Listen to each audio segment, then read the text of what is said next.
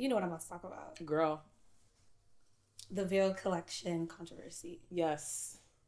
Do you want me to explain it? You want me to explain? I want you to explain. Okay. I want you to walk me through that day or that time when you first saw the event. Okay. And you saw the influencers that were invited. And the feeling that you had, and then the decision to go ahead and make your video and then post it. And then the reaction.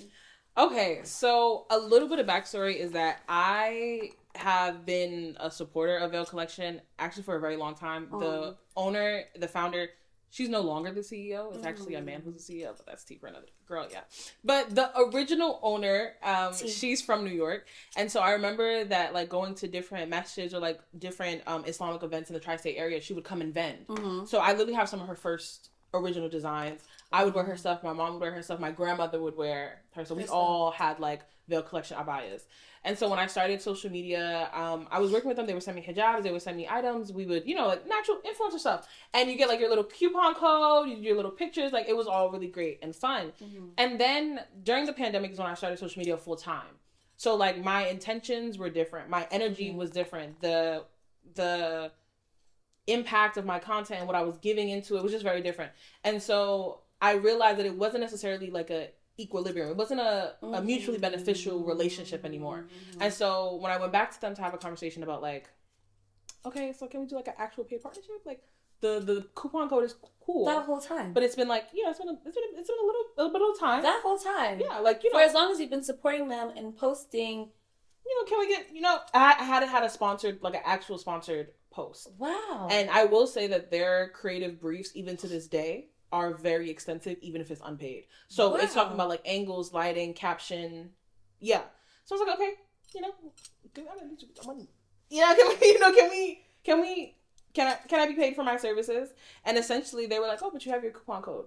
And I was like, oh, halas. So I went on my Instagram story and I just let my followers know that I no longer associate with or work with Veil Collection. This is maybe 2021. And I unfollowed them. Pretty sure I blocked them. They tried to like email me being like, oh, Tahir, why did you say that? Yeah, no, I said it. So I blocked them and literally I had not shopped from them, seen their Instagram page, anything since then. Veil Collection is very popular and me being a hijabi influencer, of course I have seen my friends wearing their stuff or my mutuals talking about a new collection. My mom and my grandmother still shop from there. Yeah. And I was able to see their complaints about the brand, the lack of diversity. I actually know some people who have modeled for them. So, like, the behind the scenes, like, it just wasn't good. And it just affirmed for me that it wasn't a brand I should continue to work with. Right. So, contrary to popular belief, I didn't make that video because I wanted to be invited. And I'm going to look at the camera and I said, I was in Colombia.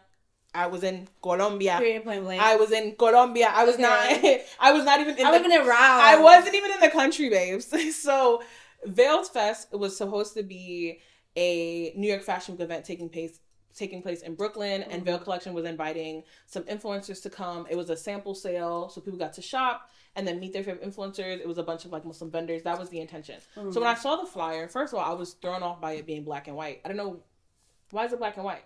And then when I looked at it, I was like, something looks very familiar here. Something looks very... Where have I seen this before? So other than the fact that it was the very typical light-skinned, skinny, whitewashed hijabi influencer. I wouldn't even say hijabi influencer because some of them didn't even wear hijab. Which is not, to me, the biggest thing. I know a lot of people felt like, how are you calling an event veiled and you have girls that aren't veiled there? To me, I feel like modesty should always be an open space for all women. Especially Muslim women who don't cover. I said this before. That gap, modesty is the spectrum. Yeah. And you have to, with love and of course knowledge, invite people into that space. How else do you bridge that gap? So that wasn't my issue. But I was looking at it and I was like, something about this bothers me so much. People were arguing with me about it in my video, which I'll get to in a little bit. People were like, oh, but there's maybe 20 girls, 5 of them were Muslim. They tried to actually, now all of a sudden they do statistics. They were like, well, 25% of the U.S. population, of Muslim not population, the statistics. are black anyway. Be for real. They were like, this is accurate. Except for the fact that we're not talking about where are these black hijabis from? What do they look like? What is the representation for black Muslims in this space? Right. And this is no shade to the East Africans, but all of the girls, except for one, is East African. And for the most part, they all look like they wore the same foundation shade. they all dress very similar. So if we're talking about this representation, representing what? Representing who? And also the context of this being in New York. New York has a very, very, very small East African population. Yeah. Maybe there's one Somali restaurant and one Sudanese restaurant in New York. That, like, khalas. Like, so it's just certain things are just not making sense. And then a lot of the other girls, they literally all just looked like each other. There was also only like 2 curvy plus size hijabis. And I just felt like New York Fashion Week. This is a Muslim event in the modest fashion world for New York Fashion Week in Brooklyn. Right. Is this the best that we can show up as? Like, come on. Is this the best that we can show up as? Especially, like, not necessarily, like, this is the first of its kind. Yeah. This is the first big one that... Yeah. Very Collection is a $1 million company. Like, come on now. People like to, $1 million company. They make money. You can do better. They make money. 100%. Yeah.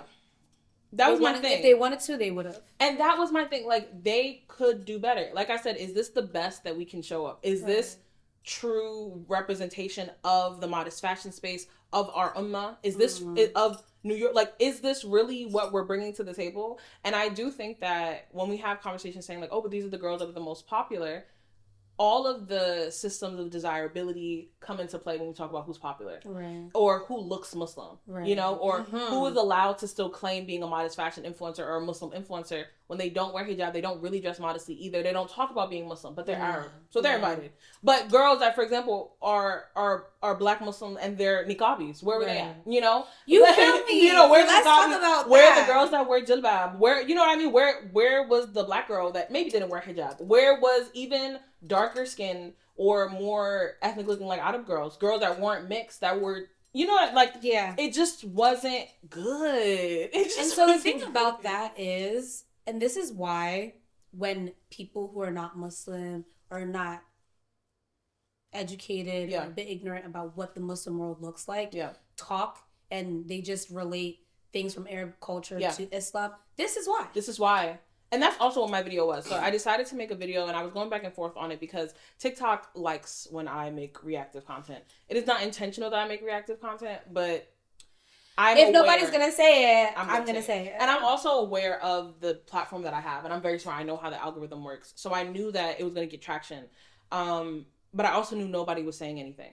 But you also articulate yourself. Because sometimes people not saying stuff is because they don't want to say stuff. Yeah. They don't know how to word it. True. Where it's going to actually like come off the way it needs to. You articulate yourself well. I've said that to you. Thank you. I was really trying because I could have just went on there and talked about how the dresses are ugly and their stuff is overpriced. And like, it, you know what I mean?